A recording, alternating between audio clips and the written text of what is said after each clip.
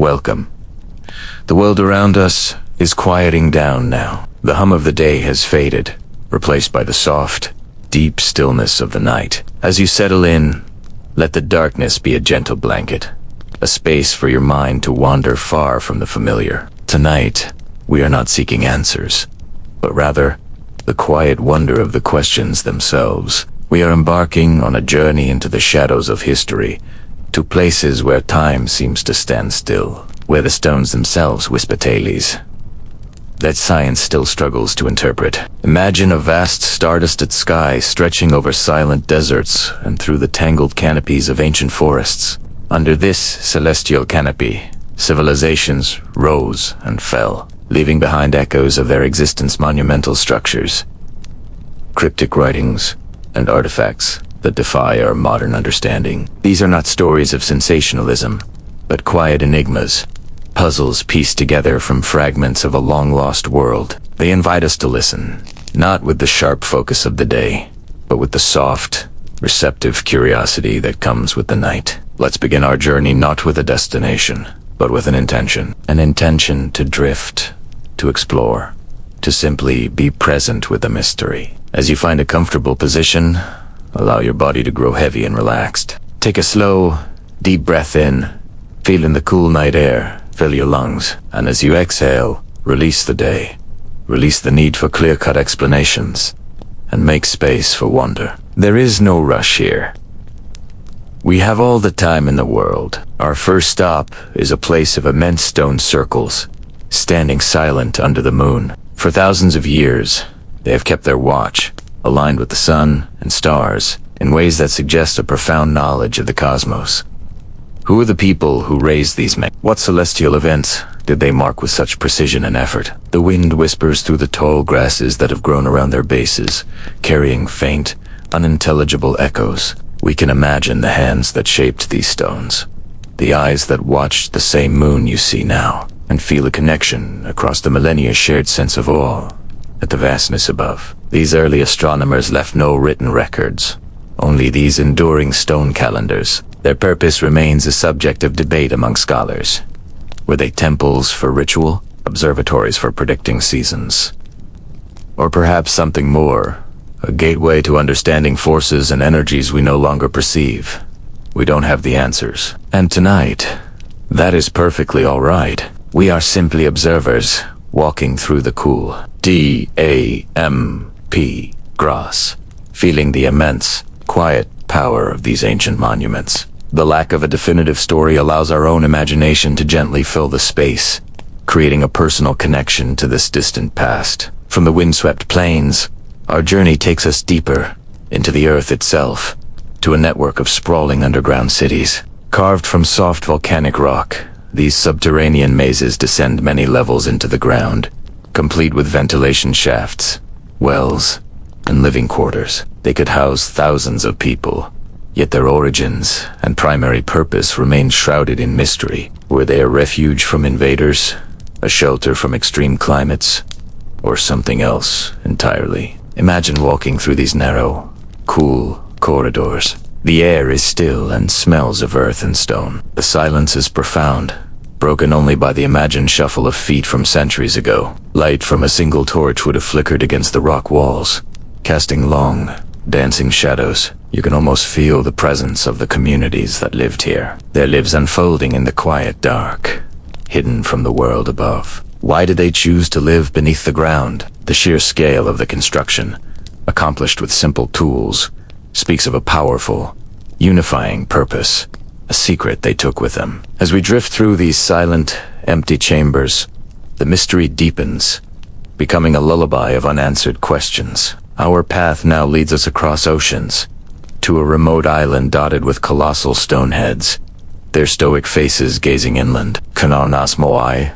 These monolithic figures are a testament to the ingenuity and determination of their creators, carved from a single quarry, some weighing as much as a small building. They were transported across miles of rugged terrain. How was this feat accomplished by a small, isolated society? Theories abound, involving ropes, sledges, and a great deal of human effort, but none fully explain the scale of the operation or the collapse of the civilization that created them. Picture the scene. The rhythmic chanting of workers.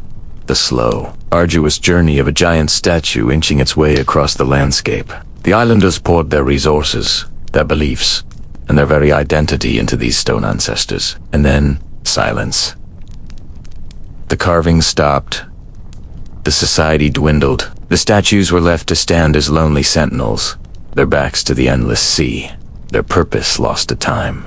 As we stand before them in the quiet of our minds, we can feel the weight of their story, a powerful narrative of ambition, belief, and perhaps a warning. The enigma of their creation and the silence that followed is a powerful, soothing rhythm, a mystery that doesn't demand a solution, but simply invites contemplation. The night is deep now, and our journey continues to drift. We are not seeking conclusions, but rather allowing the quiet hum of these ancient enigmas to guide us toward rest. Each unanswered question is like a soft, distant star in the vast darkness, a point of light to wonder at.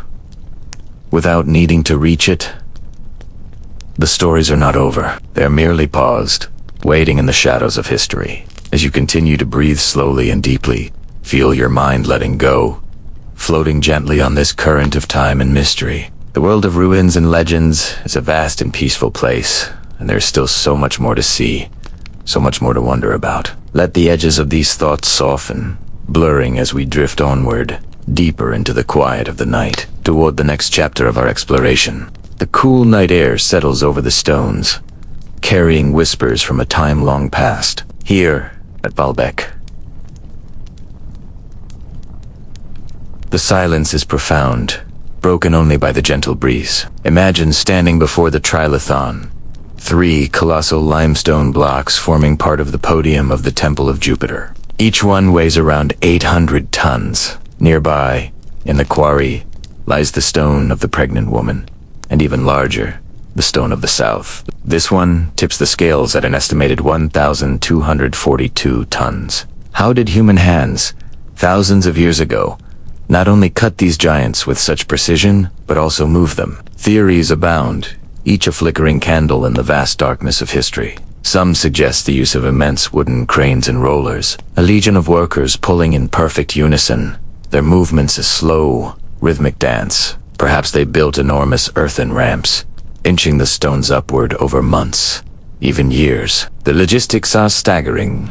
The sheer amount of timber, rope, and human effort required is almost as monumental as the stones themselves. Yet, the Romans were master engineers, and their legacy is one of defying the impossible. The stones remain, silent witnesses to a feat we still struggle to fully comprehend. Let's travel south, across the sea, to the ancient quarries of Aswan in Egypt. Here, under the same moon, lies a dream left unfinished. The unfinished obelisk, had it been completed, would have been the largest single piece of stone ever carved, weighing nearly 1,200 tons. It lies still attached to the bedrock, a deep crack running through its granite hauta, flaw discovered by its creators, forcing them to abandon their colossal undertaking. But what a story it tells. We can see the tool marks, the pounders of Dolorita stone harder than granite used to painstakingly chip away at the rock. They worked in tight channels, bashing the granite into dust, slowly freeing the giant. It's a testament to patience and brute force, a project that likely spanned years. And how would they have lifted it from its pit? Some propose they filled the trench with sand, then slowly removed it from below, while others think massive wooden levers were the key. The obelisk's silent form invites us to ponder the limits of ancient ambition. Now, let the wind carry us across the vast Pacific to the remote shores of Rapa Nui, Easter Island. The distant sound of surf crashing against volcanic cliffs is the only soundtrack. Here, nearly 1,000 moais stand sentinel, their stoic faces gazing inland. These iconic statues, some towering over 30 feet and weighing up to 80 tons, were carved from the soft volcanic tuff of the Rano Rahaku quarry. Then, they were transported, somehow, across miles of rugged terrain to be erected on ceremonial platforms called ahu. The islanders themselves have oral traditions that speak of the moai walking to their destinations. Modern experiments have explored this idea, suggesting that by rocking the statues from side to side with ropes, A small team could indeed inch them forward in a walking motion. Others proposed they were rolled on a ladder of logs or dragged on wooden sledges. Whatever the method, it was a cooperative effort that bound the community together. A sacred procession of stone ancestors across their island home. From the Pacific, we journeyed to the high Andes of Bolivia, to the enigmatic site of Pumapunku. The air here is thin, and the moonlight sharp, casting stark shadows on some of the most intricate stonework on the planet. The precision is bewildering. H-blocks of andesite and red sandstone are cut with what appear to be perfectly straight edges and incredibly smooth faces, fitting together like pieces of a complex puzzle without mortar. Some joins are so fine a razor blade cannot be slipped between them. The question isn't just about moving the stones from the quarry miles away, but about the tools used to achieve this level of accuracy. Were they bronze chisels, or did they employ a lost technique, perhaps using abrasive powders and string to saw through the hard rock with painstaking patience? The shapes are so complex, with internal right angles and drilled holes, that they challenge our understanding of stoneworking technology. Each block is a riddle, a piece of a larger mystery whose full picture remains just out of reach. Our journey through the moonlit past brings us to Ollantaytambo, a fortress and temple complex clinging to the steep slopes of the Sacred Valley in Peru. The agricultural terraces that cascade down the mountainside are a marvel in themselves, but it is the Temple of the Sun at the summit that truly captivates. 6 massive pink porphyry monoliths, each weighing over 50 tons, stand in a line. These stones were quarried from a mountainside across the valley, dragged down a steep slope across the Urubamba River, and then hold up another steep incline to their final resting place. We can still see the ramps they built, the abandoned stones left along the way, the tired stones or sakuska that for some reason never completed the journey. They offer silent clues into the immense struggle. Was it a combination of manpower, ramps, and leverage that brought these giants here? The Inca were masters of organization, able to mobilize vast labor forces for such projects. As we stand here, amidst the silent terraces, we can almost hear the echoes of their effort, a testament to a people who shaped mountains with their bare hands and sheer will. The stones of Ollantaytambo don't just form a temple, they tell a story of human determination against the unyielding power of the Andes. The tone should be questioning and open-minded, not definitive. 2. Let's turn our attention to another curio.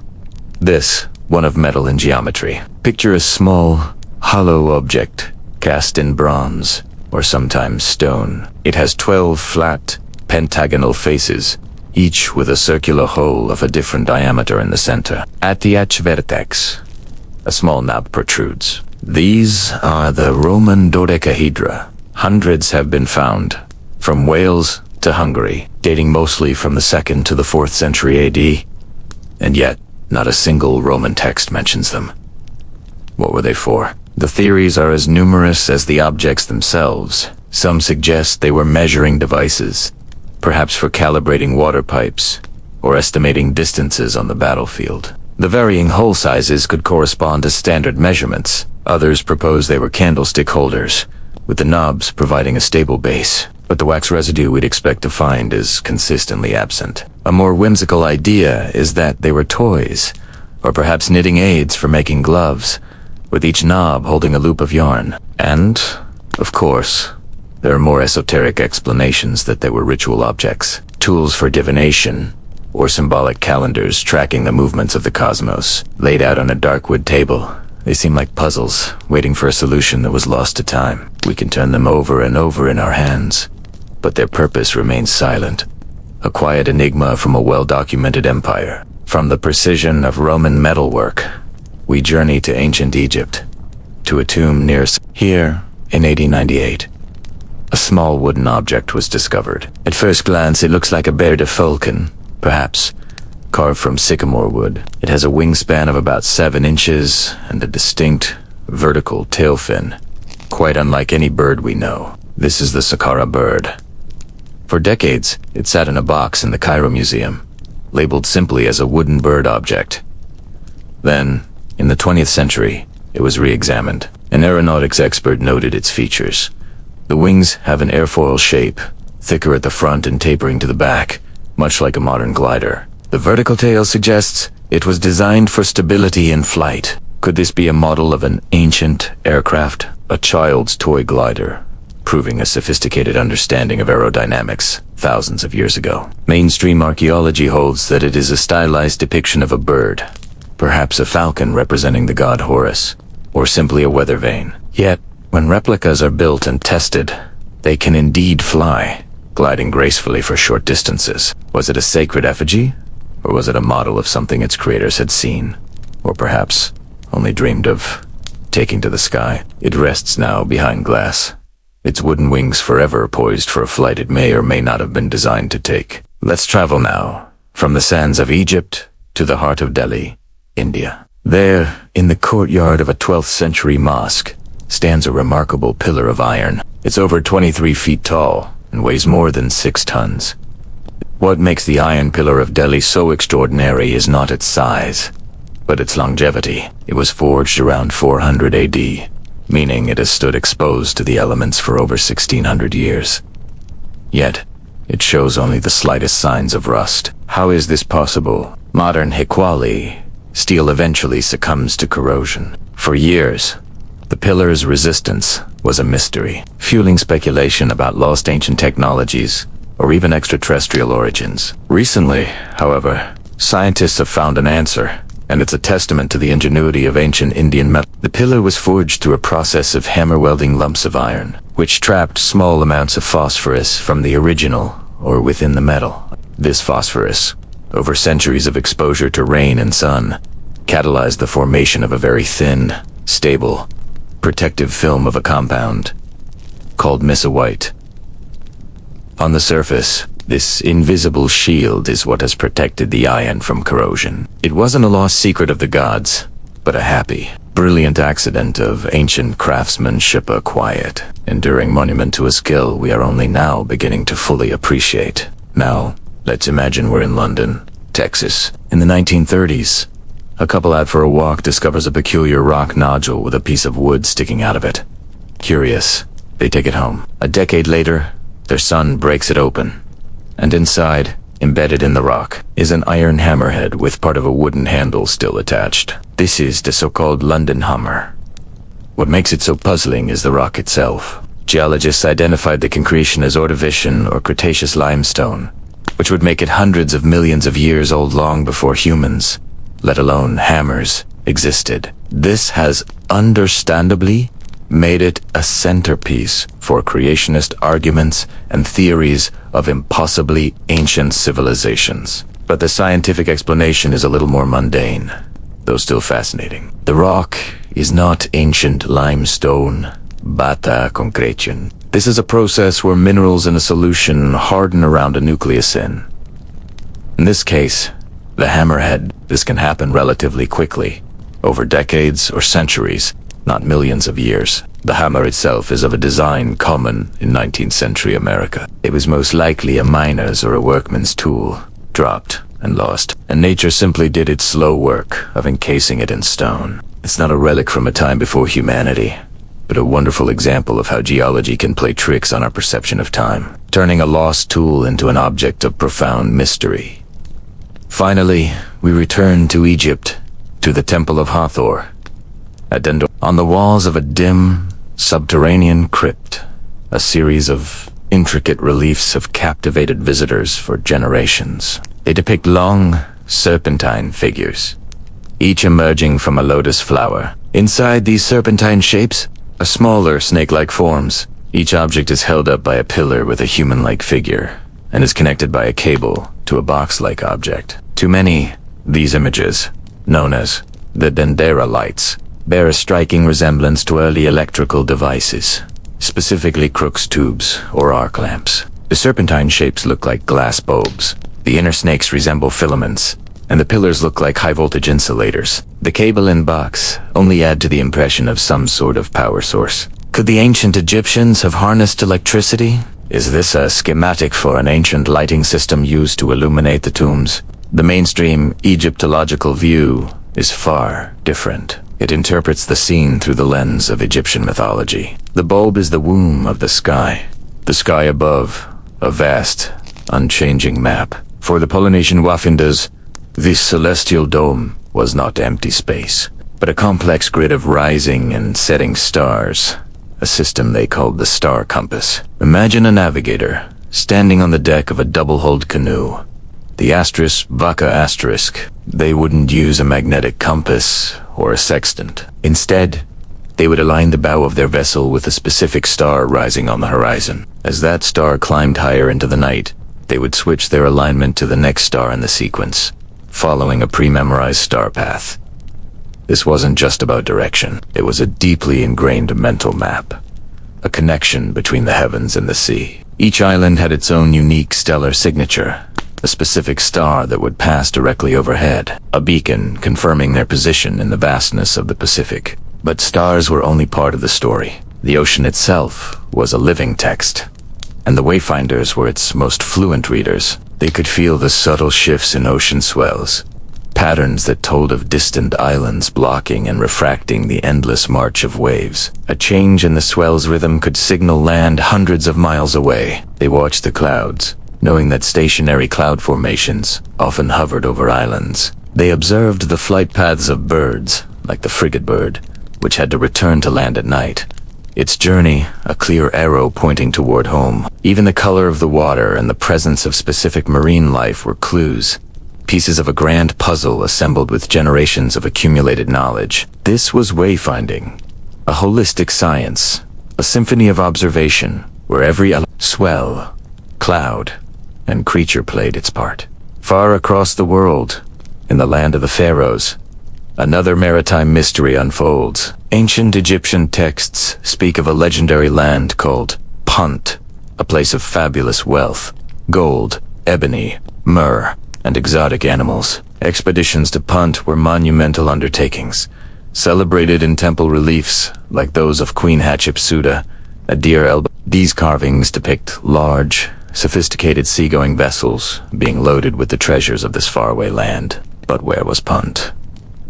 Scholars have debated its location for centuries. Was it in modern-day Somalia, Eritrea, or perhaps further south along the African coast, or even across the sea in Arabia? The texts are tantalizingly vague on geography, focusing instead on the successful return of the precious cargo. The ships themselves, shown in these reliefs, were marvels of their time, long, narrow, and built of massive timbers. They were a far cry from the simple red boats of the Nile. They were clearly designed for the open sea, likely the Red Sea. The journey would have been arduous, relying on favorable monsoon winds to travel south and then return north. These voyages weren't just for trade. They were a display of the pharaoh's power and divine favor, a testament to Egypt's ability to reach into the unknown and bring back its wonders. The quest for Punt represents a different kind of ancient seafaring, not of settlement, but of state-sponsored exploration for resources and prestige, pushing the known boundaries of their world one perilous voyage at a time. Even more ambitious were the claims attributed to the Phoenicians, the master mariners of the ancient Mediterranean. The Greek historian Herodotus recounts a stunning tale that a fleet commissioned by the Egyptian pharaoh Necho'te sometime around 600 BCE successfully circumnavigated Africa. According to the story, the sailors traveled down the Red Sea, rounded the southern tip of the continent, and returned 3 years later through the Strait of Gibraltar. Herodotus himself expressed disbelief at one particular detail. The sailors reported that as they sailed around the southern coast, the sun was on their right-hand side, to the north. For a Greek living in the northern hemisphere, this was nonsensical. Yet, for us today, it's the most compelling piece of evidence that they might have actually done it. This is precisely what one would observe after crossing the equator and rounding the Cape of Good Hope. Was it possible? Phoenician ships, like the Bireme, were robust and versatile. The journey would have been a staggering feat of endurance, requiring them to stop frequently to plant crops and resupply. Scholarly opinion remains divided. Some argue it's a plausible achievement for the era's most skilled sailors, while others believe the logistical challenges were simply too great, suggesting the story is a later embellishment. Whether fact or fantastic legend, the story of the Phoenician voyage captures the sheer audacity of ancient explorers. It speaks to a desire not just to trade or settle, but to know the very shape of the world, to sail off the edge of the map simply to see what lay beyond. Long before these grand voyages, simpler vessels were already challenging the sea. Think of the reed boat, one of humanity's earliest watercraft, constructed from bundled reeds like papyrus or totora. These boats were remarkably buoyant. While perhaps not suited for storm-tossed open oceans, they were ideal for navigating coastal waters and large rivers. The question of their long-distance capability has been a subject of fascinating experimental archaeology. The explorer Thor Heyerdahl famously built red boats, the Ra and Ra-2, based on ancient Egyptian designs. He attempted to sail them across the Atlantic, arguing that such a voyage was possible and could explain cultural similarities between ancient Egypt and Mesoamerican civilizations. Heyerdahl's Ra-2 expedition, after the failure of the first, did successfully cross the Atlantic, proving that a red boat could, in principle, survive such a journey. His theory relied heavily on the power of ocean currents, like the Canary Current and the North Equatorial Current, which act as natural conveyor belts across the sea. While his broader theories about transoceanic cultural contact remain highly debated and are not widely accepted by mainstream archaeologists, his experiments demonstrated a crucial point. Ancient mariners didn't have to fight the ocean. By understanding its rhythms, its currents and winds, they could harness its power. The sea wasn't just an obstacle. For those who knew its secrets, it was a highway. One of the most compelling puzzles in the story of oceanic travel is the journey of the sweet potato. This humble tuber is native to the Americas. Yet, by the time Europeans first arrived in the Pacific, it was already a staple crop throughout Polynesia. From Hawaii to New Zealand to Easter Island, the Polynesian word for it, kumara, is strikingly similar to its name in parts of South America. Kumara. How did it get there? Did a sweet potato float thousands of miles across the Pacific, survive, and take root? This is botanically possible, but statistically improbable. The other, more intriguing possibility is human transport. This leads to a fascinating debate. Did Polynesian navigators, on their eastward voyages of exploration, reach the coast of South America, acquire the sweet potato, and bring it back with them? Genetic studies of the plant seem to support this. Analysis shows that the sweet potatoes in Polynesia predate European contact and are most closely related to varieties from the Ecuador-Peru region. This suggests a remarkable round trip, a deliberate voyage of discovery and return across the world's largest ocean. Or, perhaps, did a group of South American people, maybe on a balsa wood raft, drift or sail west, carrying the tubers with them? As dusk settles, the last light catches the edges of things, turning landscapes into a study of line and shadow. It is in this quiet hour that we can feel a different kind of connection to the world, a sense that there's an underlying order, a hidden rhythm just waiting to be noticed. It's a feeling that seems to echo across millennia, whispered in the silent stones and ancient texts left behind by those who came before us. Consider the megalithic yard, a unit of measurement that some researchers, like Alexander Thom, believe was used to construct Neolithic sites across Britain and France. Thom spent decades surveying stone circles and alignments. Convinced he had found a standard, he proposed a length of about 2.72 feet, or 83 centimeters, recurring with remarkable consistency. Was it a shared system? A kind of prehistoric blueprint passed down through generations? Or is it simply a pattern we impose? A result of statistical noise and our own desire to find order in the apparent chaos of the past. The debate continues, with critics pointing out that the data can be interpreted in multiple ways. Yet, the possibility remains tantalizing that these early architects were working with a sacred standard, a measure derived perhaps from the human body or the movements of the stars. Half a world away, in ancient India, a different kind of sacred geometry was being codified. Tiyulbas, Trasor. Rules of the chord are appendices to Vedas that detail the precise construction of fire altars. These weren't just simple pits for fire. They were complex, geometric forms, each with a specific ritual purpose. The texts provide methods for constructing squares and circles of equal area, for doubling a square, and for creating intricate falcon-shaped altars, all using nothing more than ropes and stakes. These weren't abstract mathematical exercises. They were practical instructions for building conduits to the divine. The geometry itself was sacred, a way of manifesting cosmic principles here on Earth. The act of measuring and building was a ritual, embedding mathematical harmony directly into the physical structure of the altar. It suggests a worldview where mathematics wasn't separate from spirituality, but an essential language for engaging with it. This fusion of the mathematical and the spiritual is not unique to Vedic India. We see it echoed in the floor plans of great temples and cathedrals, often designed as mandalas, or cosmic diagrams. The layout of a Gothic cathedral, with its specific retios and repeating modules, is meant to be a microcosm of heaven. The concentric circles and squares of a Hindu or Buddhist mandala are maps of the spiritual universe, guiding the practitioner toward enlightenment. In these structures, geometry is more than just engineering. It's a form of prayer, a way to create a space that resonates with a higher order. The proportions are often based on harmonic numbers, the same ratios found in the musical scale. A building could be a frozen symphony, its visual proportions creating a sense of harmony and peace, akin to listening to a beautiful piece of music.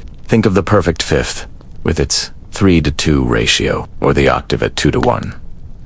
These simple, whole number ratios were seen as divine, the building blocks of both cosmic and aesthetic order. This idea of the human form as a microcosm of the universe finds its ultimate expression in the concept of the Vitruvian Man, famously drawn by Leonardo da Vinci, but based on the writings of the Roman architect Vitruvius. He proposed that a well-proportioned human body, with arms and legs outstretched, fits perfectly within both a circle and a square, the two fundamental shapes representing the divine and the earthly. The navel marks the center of the circle, the generative point, while the genitals mark the center of the square, the earthly foundation. This wasn't just an anatomical observation. It was a profound philosophical statement. It declared that humanity is the measure of all things, a bridge between the spiritual and the material worlds. The proportions of our own bodhista, length of a hand, a foot, a cubit, become the basis for creating sacred spaces.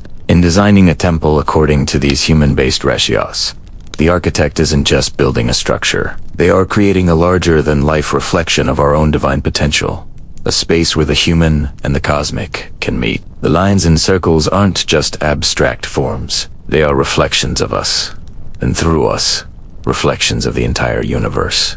The beam of light from our headlamps cuts a narrow path through the immense darkness. We're moving deeper now, into places few have ever seen, places that exist more in rumor and whispers than in history books. The air here is cool and still, carrying the scent of ancient stone and dry earth. Each footstep echoes softly, a tiny punctuation in the profound silence of the underground. It's a silence that feels heavy, filled with the weight of centuries. Imagine standing at the foot of the Great Pyramid of Giza.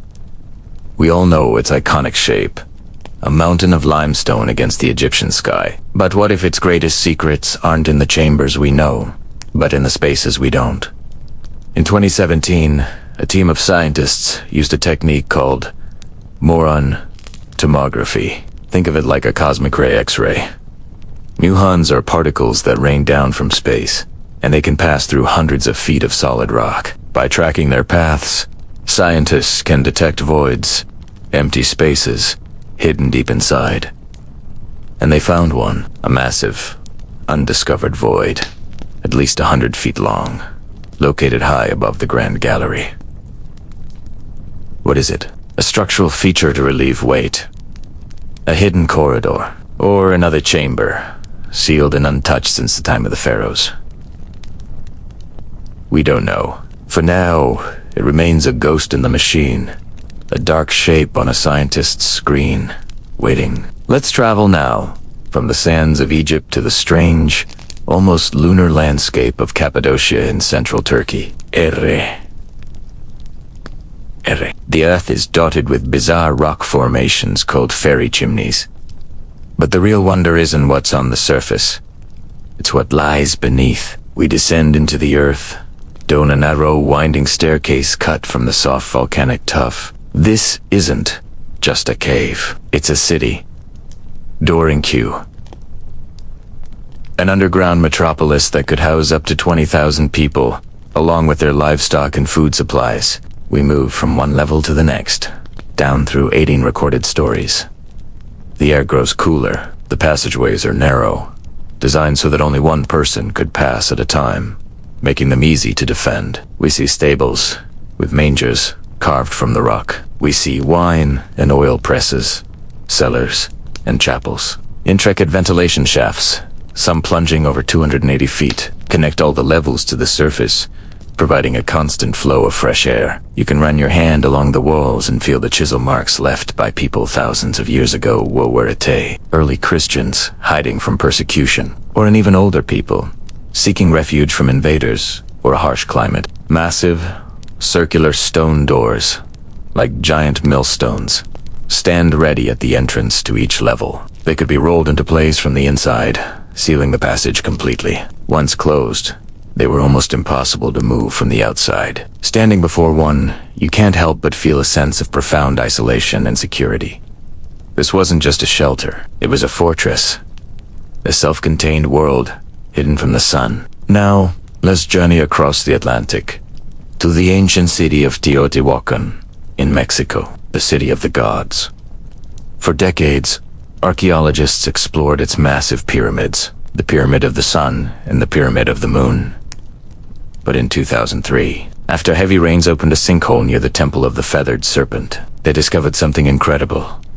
A tunnel, deliberately sealed almost 1,800 years ago. After years of careful excavation, they reached a chamber nearly 60 feet underground, and what they found took their breath away. The walls and ceiling of the chamber were dusted with a glittering, metallic powder, pyrite or fool's gold, ground up and applied to the rock to create the illusion of a starry sky. It was a representation of the underworld. At the end of the tunnel, before 3 sealed chambers, lay something even more mysterious. A pool of liquid mercury, a miniature subterranean lake. Why? Mercury was incredibly difficult and dangerous to obtain in the ancient world. It held a powerful ritual significance. Its shimmering, reflective surface, perhaps seen as a portal to another realm, a river leading to the spiritual world. The offerings found within were lavish. Jade statues, jag remains, and intricately carved seashells. The tunnel wasn't just a passage. It was a sacred, symbolic journey into the heart of the cosmos as the Teotihuacanos understood it. A place where the world of the living met the world of gods and ancestors. Our journey takes us now to a place that exists only in whispers and fragmented reports. Somewhere in the vast, arid deserts of the American Southwest, or perhaps the remote plateaus of Central Asia. Rumors persist of something sealed, not with stone doors or tons of rubble, but with a technology that seems out of place. Legends speak of cliff faces with doorways that have no handles, no hinges, and no visible seams. They are said to be made of a material that is impossibly smooth and hard, resistant to any tool. The stories vary. Some say they lead to ancient libraries containing lost knowledge, or to speak of sleeping gods or artifacts of immense power, locked away for a future time. These tales are often dismissed as folklore, the stuff of desert mirages and campfire stories. But occasionally, a strange account surfaces. A hiker who gets lost and stumbles upon a sheer cliff with an unnaturally perfect rectangular marking. A pilot who reports a strange metallic glint from a cave mouth that seems to vanish when approached from a different angle. There are no maps to these places, no official records. They exist in the twilight space between possibility and myth. The silence surrounding them is different. It's not the silence of empty stone, but the silence of a locked door. What lies behind such a seal? Why would something be hidden with such care, made to be almost undiscoverable? We move past the known maps, into the territory of speculation. The air here feels different, charged with a sense of the unknown. We are exploring not just physical spaces, but the very limits of our history. The path forward is dark, and the only light is the one we carry. We continue onward, deeper into the quiet cool of the earth, listening for the next echo from a world hidden just beyond our own. The walls around us feel smooth to the touch, and the corridor stretches on into an impenetrable blackness. Each step takes us further from the world we know. The silence of the deep holds its own kind of story. Imagine sinking beneath the waves, the world above fading into a shimmering ceiling of light. The only sounds are your own breathing, slow and rhythmic, and the gentle, muffled pressure of the water. Down here, mysteries sleep. Off the coast of the Bahamas, there's a feature that has puzzled divers and researchers for decades. The Bimini Road, large, flat, rectangular limestone blocks, arranged in a neat, linear pattern stretching for half a mile. Are they a natural phenomenon, a peculiar type of beach rock fractured by geological forces? Or are they the remnants of an ancient harbor, a man-made causeway now claimed by the sea? Divers glide over them, their lights tracing the edges of these stones, each one a silent question mark, resting on the seabed. The water here is so clear, it feels like flying over a forgotten boulevard. The debate continues, as gentle and persistent as the currents that sweep over the stones. Let's travel thousands of miles away, and thousands of feet higher, to the Andes Mountains, to the shores of Lake Titicaca. This is one of the highest navigable lakes in the world, a sacred place for the Inca. But below its surface, another world was discovered. In 2000, archaeologists found the ruins of what appears to be a submerged temple, connected by a road, surrounded by terraces once used for farming. They found ceremonial artifacts, pottery, and animal bones, all lying in the cold, dark depths. It's believed to be thousands of years old, predating the Inca Empire. What happened to the people who built this sacred site? Did the lake level rise slowly, or was it a sudden event that forced them to abandon their spiritual center? The silence here is profound, a high-altitude stillness that preserves a civilization frozen in time beneath the placid blue water. Now, let's plunge into the Black Sea. This isn't your typical coastal dive. Here, scientists explored a radical hypothesis. They believe that around 7,500 years ago, the Black Sea was a much smaller freshwater lake, its shores inhabited by early farmers. But as the last ice age ended and glaciers melted, the Mediterranean Sea swelled. The theory suggests the natural dam at the Bosporus Strait collapsed, unleashing a cataclysmic flood. Water would have poured in with a force of 200 Niagara Falls, raising the lake level by feet each day. It would have been a terrifying event, swallowing over 60,000 square miles of land and coastline. Submersibles have since found ancient shorelines and the remains of man-made structures hundreds of feet below the current sea level, preserved in the anoxic, oxygen-free deep water. It's a compelling, if debated, picture of a prehistoric apocalypse. A memory that some think may have inspired ancient flood myths passed down through generations. Closer to the shores of modern Europe, there was once a vast, fertile plain connecting Great Britain to the mainland. We call it It wasn't a mythical kingdom, but a real place. A Mesolithic heartland teeming with life. Hunters roamed its rolling hills and fished in its rivers. But like the Black Sea Basin, it was a victim of rising sea levels after the Ice Age. Slowly, relentlessly, the water crept in. What was once a land bridge became a series of islands, and eventually, even those were consumed by the waves that would form the North Sea. Trollers sometimes pull up the evidence in their nets. Flint tools, animal bones, even human remains. It's a haunting reminder that entire landscapes, entire worlds, can simply disappear, their memory living on only in the artifacts dredged from the cold, murky depths. It's the ultimate lost home, a prehistoric Atlantis that was all too real.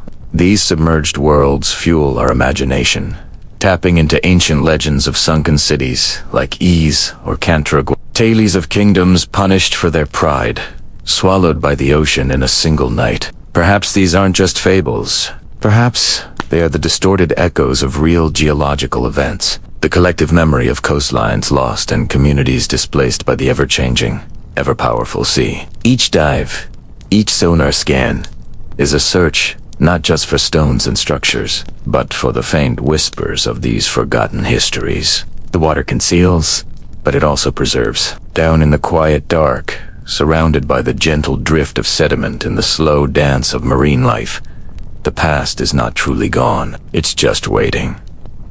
The pressure builds as we go deeper, the light from the surface a distant memory. The secrets of the water column press in, each layer a page in a story that's still being written, or rather, discovered. The seafloor is a library of time, and we've only just begun to read its earliest volumes. The pull of the deep is the pull of the unknown, A silent invitation to keep searching, to keep wondering what else lies beneath the waves, hidden from the sun. The silence here is not empty. It's full of possibilities. Imagine a workshop, not of clanging metal and modern machinery, but of polished wood and gleaming brass, lit by the soft glow of a hearth fire. Outside, the night sky is a vast, inky canvas, pricked with the diamond dust of 1,000 stars. It's in settings like these, in quiet moments of reflection and hushed conversations, that humanity has always looked up and dreamed of mastering the heavens. Let's journey to ancient India, where whispers of the Vimanas fill the air.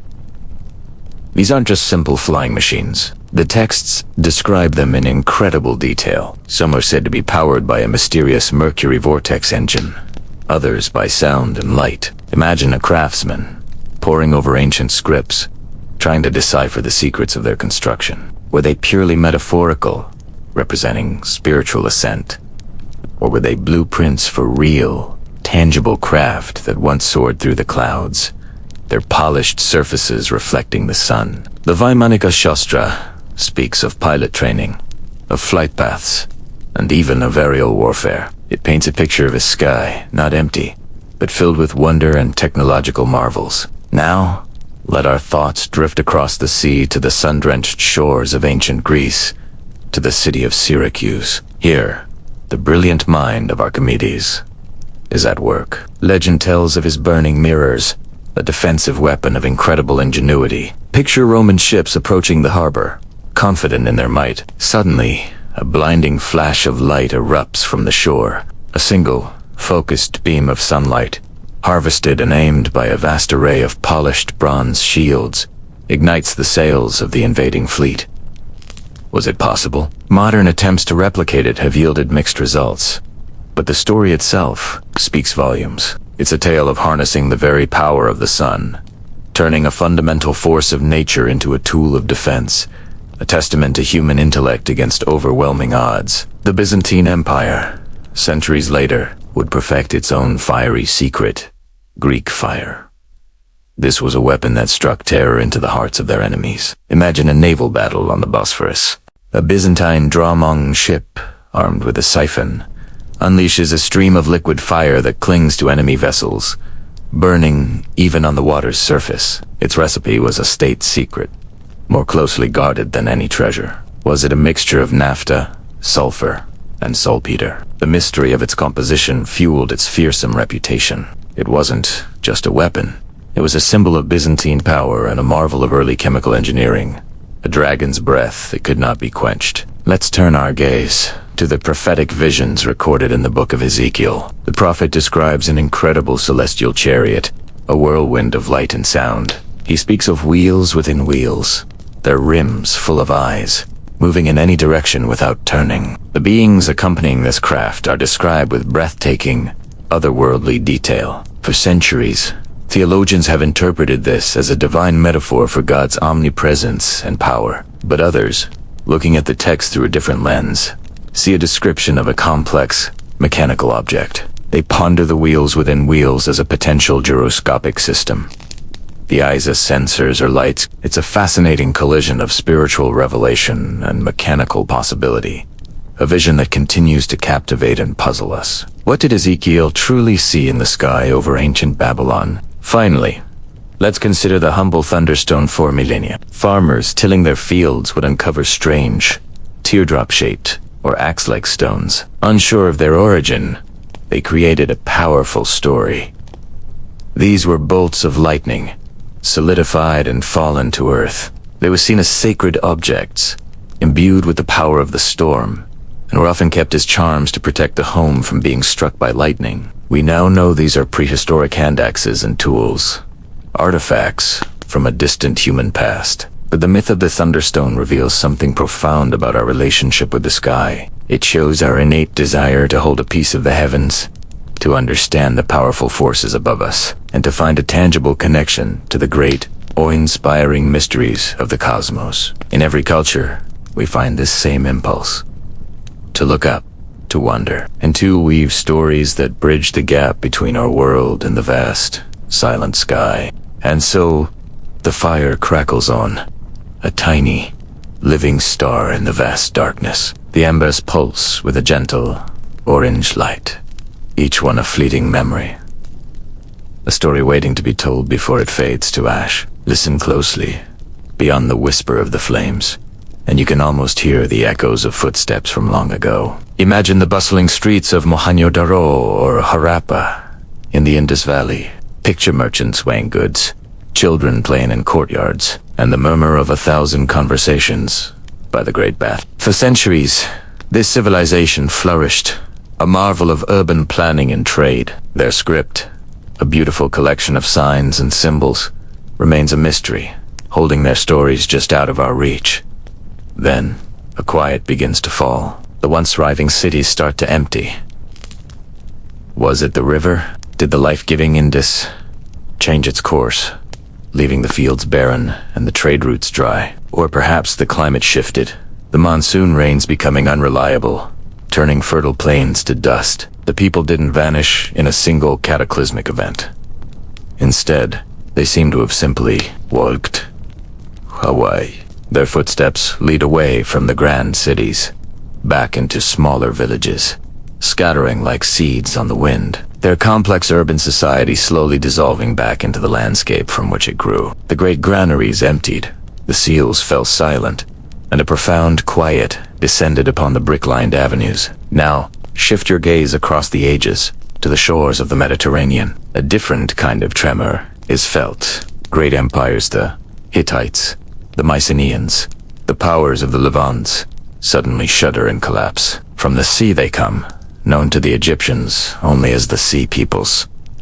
Who were they? We see them in carvings, fierce warriors on ships, a coalition of displaced tribes, a wave of humanity crashing against the shores of civilization. Were they driven by famine from their own lands? Were they pirates, opportunists, seeing weakness in the old empires? Or were they refugees, a great migration set in motion by a chain reaction of drought and collapse far away? They were a storm, a force of chaos that swept through the ancient world, toppling kings and burning palaces. After their passing, the world was changed. New powers would rise, new languages would be spoken. But for a time, a dark age descended. The Sea Peoples were the agents of this transformation, a mystery fleet that appeared on the horizon, redrew the map of the world, and then vanished back into the mist of history. Their origins still debated by the flickering light of our own fires. Let's travel across the ocean now, to the heart of North America, where the Mississippi River carves its path through the land. Here, another great city rose.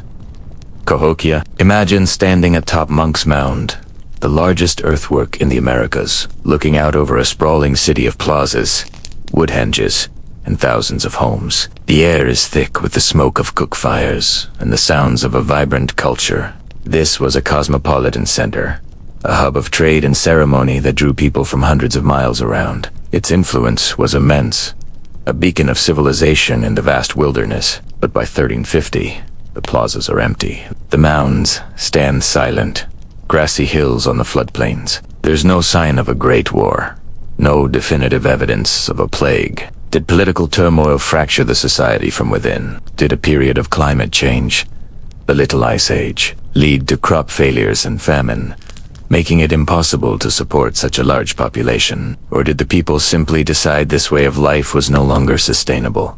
They dispersed, their descendants carrying memories of the Mound City, but the central hub itself was abandoned, left to the wind and the slow reclamation by the earth. The footsteps from Cahokia don't lead to one place, but too many.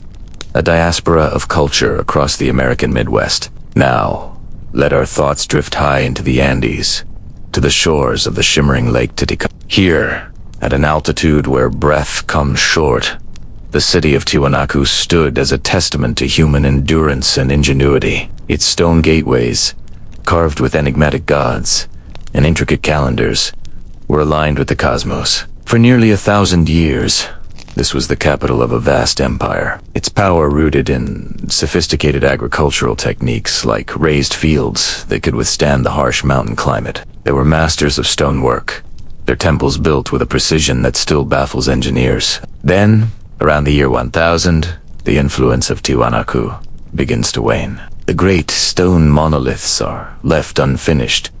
The empire contracts. Studies of the lakebed sediment tell a story of a prolonged drought that lasted for decades. The clever farming systems may have finally failed, unable to cope with such a dramatic and sustained shift in the climate. Without food, the social and religious glue holding the empire together may have dissolved. The people would have moved, seeking more fertile valleys.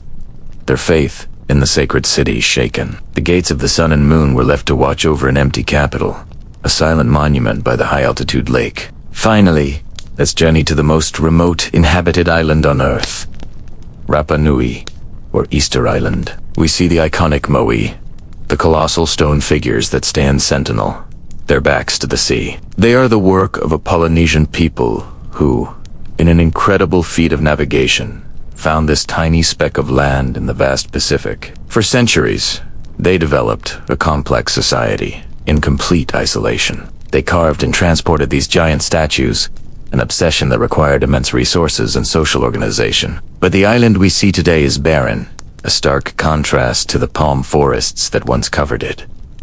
What happened to the trees? Did the islanders, in their zeal to build moai and canoes, cut them all down? Did the deforestation lead to soil erosion, making it impossible to grow crops and causing the collapse of their society? Or was it the arrival of rats, hitching a ride on the first canoes, that devoured the palm seeds and doomed the forest? Perhaps it was a combination of all these things.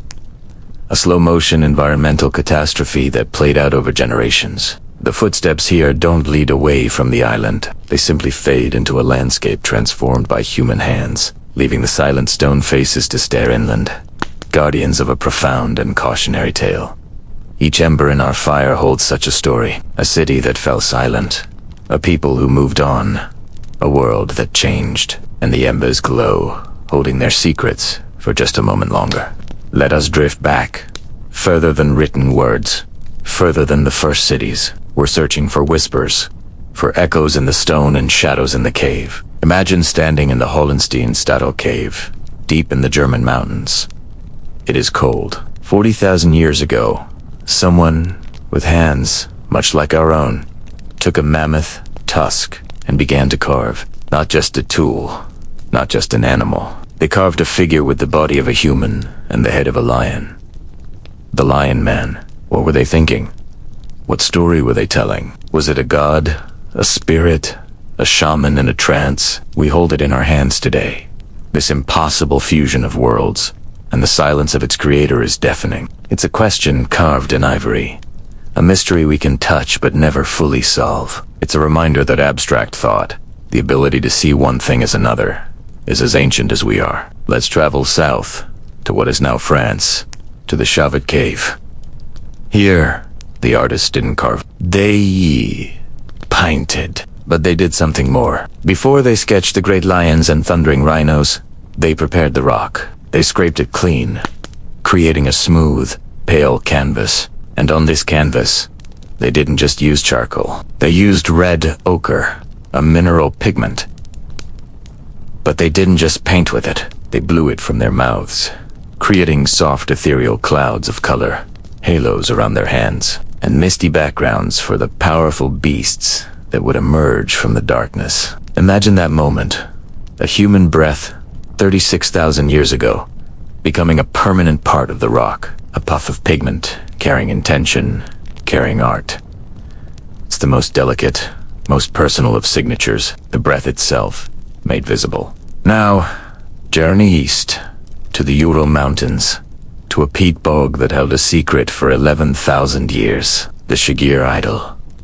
Carved from a single large log, it once stood over 5 meters tall. It's covered in geometric patterns, lines, chevrons, and something else. Faces. At least 8 of them, carved one above the other, each with a unique expression. It's not a single story. It's a totem of tales, a wooden library of myths. The carvers used beaver teeth, sharpened and set into a handle, to etch these complex narratives. We can only guess at their meaning. Were they a family tree? A sequence of creation myths? A map of the spirit world. The wood is preserved, but the language is lost. Each line is a word we can no longer read, a sentence from a forgotten epic. Let's change the landscape entirely. Let us go to a place we now know as the world's largest hot desert, the Sahara. But we're going back 10,000 years, and it's not a desert. It's a vibrant, green savanna, dotted with lakes and teeming with life. And on the rocks, the people who live there painted their world. They didn't just paint the giraffes, elephants, and hippos they hunted. They painted themselves. We see them swimming, dancing, herding cattle. We see figures with round heads, strange, floating beings that some call great Martian gods. The rock art of the Green Sahara isn't just a catalogue of animals. It's a social diary. It shows a world so lush and full of water that it's hard to imagine today. It's a poignant reminder that even the earth itself changes, that worlds can vanish beneath the sand, leaving only painted ghosts on the stones. Our journey takes one final, dizzying leap to the Tibetan Plateau, the roof of the world. Here, high above the tree line, scientists found a piece of a jawbone in a cave. It didn't belong to a modern human or a Neanderthal. Through faint genetic traces, they identified it as Denisovan, a mysterious cousin of ours, known mostly from a single finger bone found thousands of miles away in Siberia. This jawbone showed that Denisovans were living at this extreme altitude over 160,000 years ago, adapted to a thinner environment that would challenge us even today. They were not primitive beings clinging to coastlines. They were pioneers of the planet's harshest landscapes. We have no art from them, no idols, just these tantalizing fragments of bone. They are the faintest trace of all, a whisper of another kind of human, thriving in a world we can barely comprehend, a silent testament to the resilience and diversity of our own deep, shared story. The further we look back, the more the solid lines of history dissolve into these beautiful, haunting questions. These artifacts aren't just objects. They're conversations across millennia, waiting for us to listen. If these whispers from the past intrigue you, consider subscribing and joining our journey. There are so many more echoes to explore together. Thank you for listening.